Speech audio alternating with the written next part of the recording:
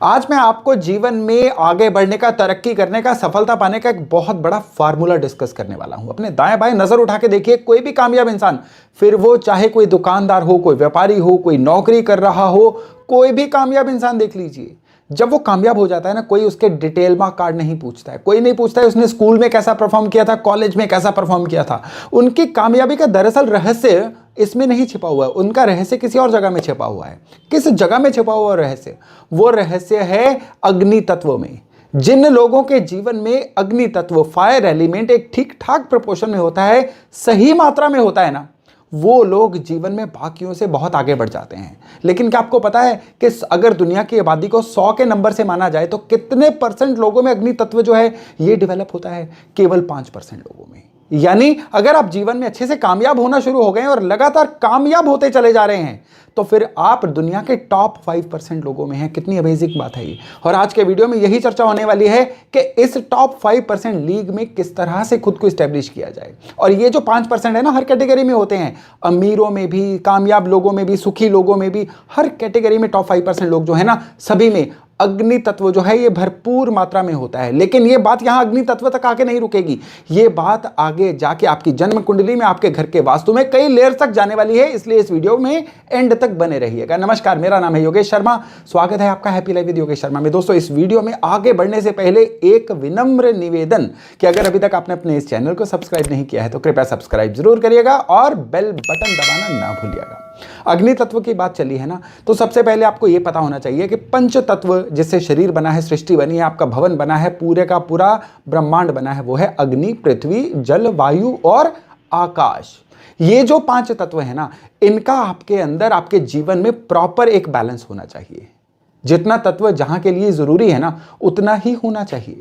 जैसे आपको पता है, अर्थ जो है 70% पानी से बनी हुई है, तो करीबन 70% ही जल हमारे शरीर में चाहिए। और जो अग्नि का तत्व है ना हमारे अंदर, ये 5 से 8% तक चाहिए।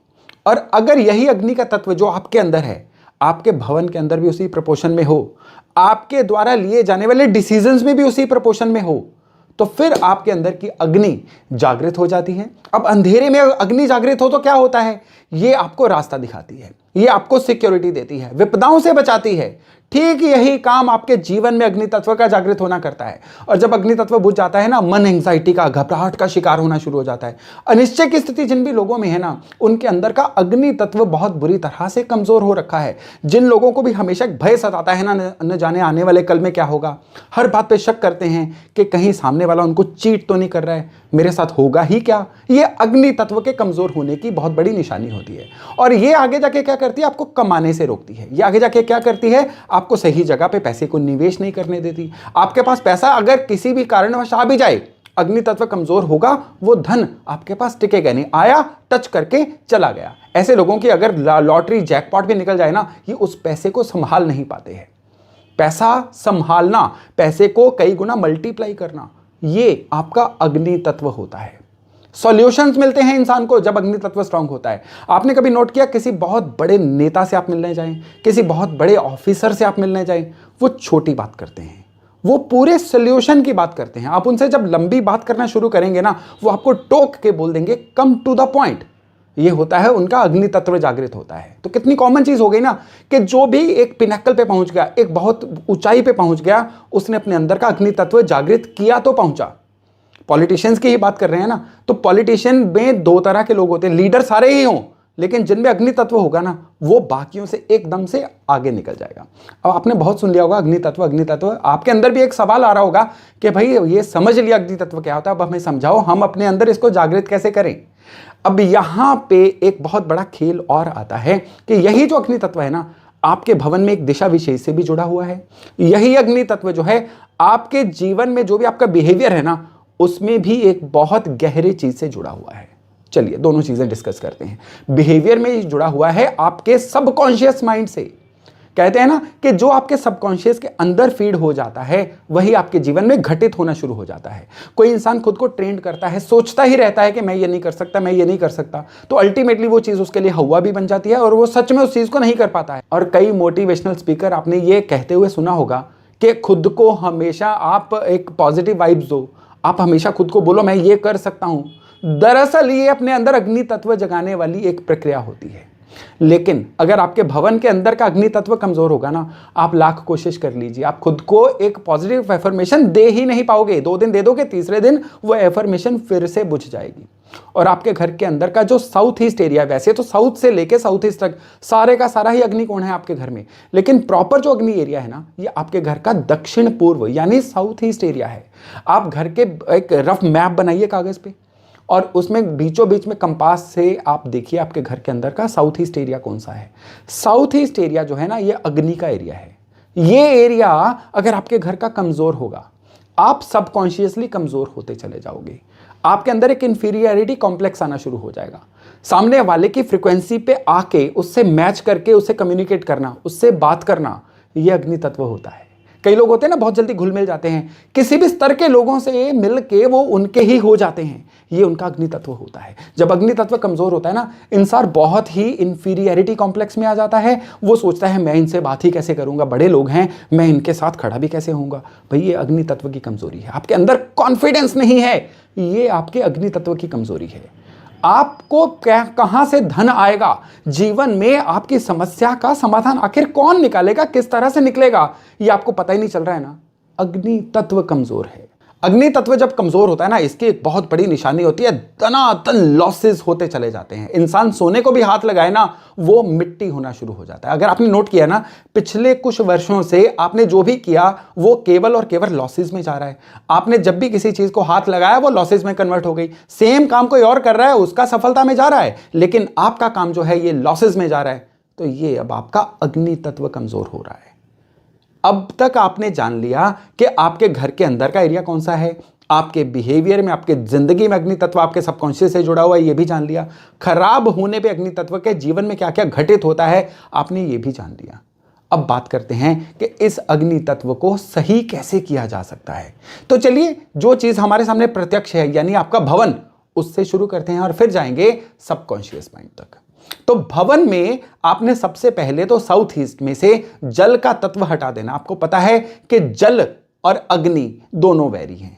जहां ये दोनों एक जगह पे रहेंगे, ना जल सही रहेगा ना आग सही रहेगी, क्योंकि दुश्मनी है दोनों की आपस में। तो अगर आपके घर के साउथ ईस्ट में वाटर प्यूरिफायर है तो अरेंज करिए कहीं और पे लेके जाना। अगर आपके घर, अब देखिए नॉर्मली कई लोगों की रसोई साउथ ईस्ट में होती है, वहां पे वाटर प्यूरिफायर रहेगा ही रहेगा, तो उसके आसपास आप ग्रीन टेप लगा दीजिए, उससे इसकी जो भी नेगेटिविटी रहेगी वो कवर हो जाएगी।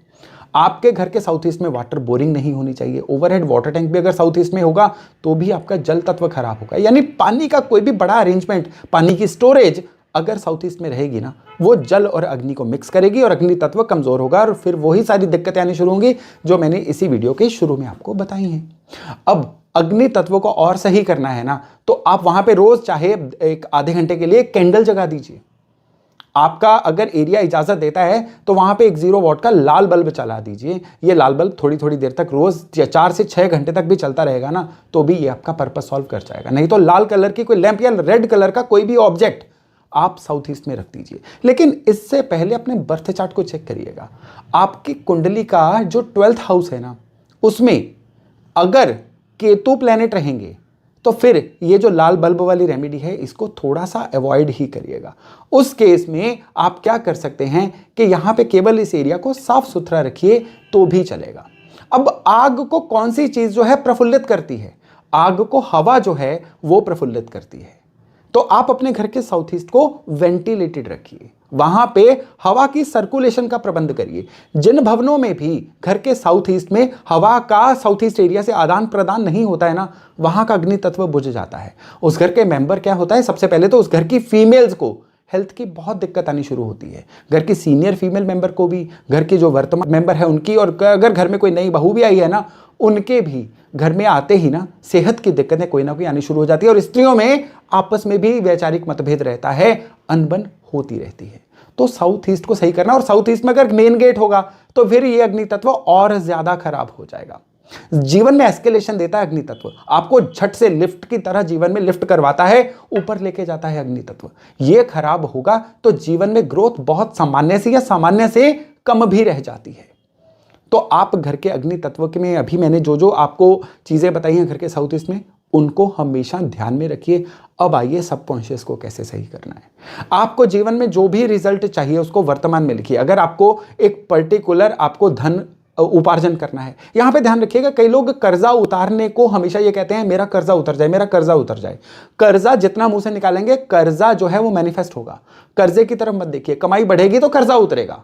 आप रोजाना सफेद कागज पे लाल रंग की इंक से, लाल रंग जो है अग्नि सूचक है, इससे आप रोज ये लिख के सोइए कि मेरी जो इनकम है वो 3 गुना हो रही है। 3 गुना भी मत लिखिए, अपनी अपनी पर्टिकुलर अमाउंट लिखिए। अगर आप 1,000 रुपए महीना कमा रहे हैं तो आप उसको 5,000 रुपए महीना लिखिए। आप 1,00,000 रुपए महीना कमा रहे हैं, आप उसको 5 लाख 10 लाख रुपए महीना करके, लेकिन अचीवेबल तक लिखिए। ये नहीं कि आप करोड़ ही लिख दें। ऐसे कैसे हो सकता है कि जो बंदा आज 1 लाख कमा रहा है अगले महीने 1 करोड़ कमाना शुरू हो जाएगा। यानी आपको जो भी रकम लिखनी है वो प्रैक्टिकल रेंज में लिखनी है।